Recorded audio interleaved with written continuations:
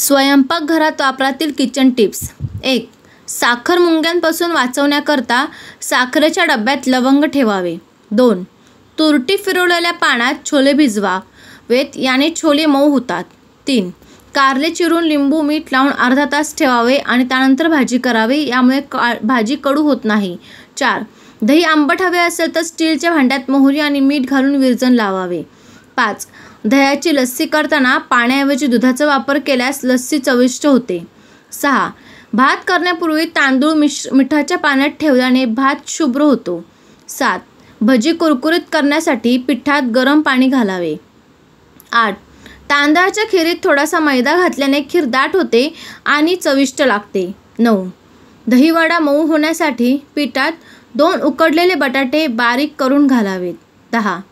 डोसे करताना पिठात थोडेसे साबुदाण्याचे पीठ घालावे, त्याने डोसे कुरकुरीत होतात.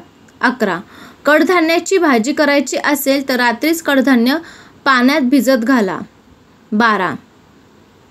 लसूण आणि आल्याची पेस्ट तयार करून ठेवली तर स्वयंपाकासाठी वेळ कमी लागतो. 13. गोड पदार्थांमध्ये दुधाचा वापर करताना फुल क्रीम दूध वापरा, ज्यामुळे त्याचा टेक्स्चर छान येईल. 14. रात्री कडधान्य अथवा डाळ भिजत घालण्यासाठी विसरला तर ती लवकर भिजण्यासाठी गरम पाण्यात 1 तास भिजत ठेवा. 15.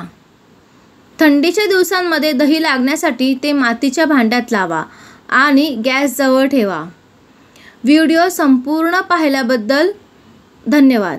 वरील टिप्स महत्त्वपूर्ण वाटल्यास चॅनलला लाईक, कमेंट आणि शेअर करा व अशाच नवनवीन टिप्ससाठी आई मला भूक लागलेला सबस्क्राईब करून सपोर्ट करा व इंस्टाग्रामवर फॉलो करा. धन्यवाद.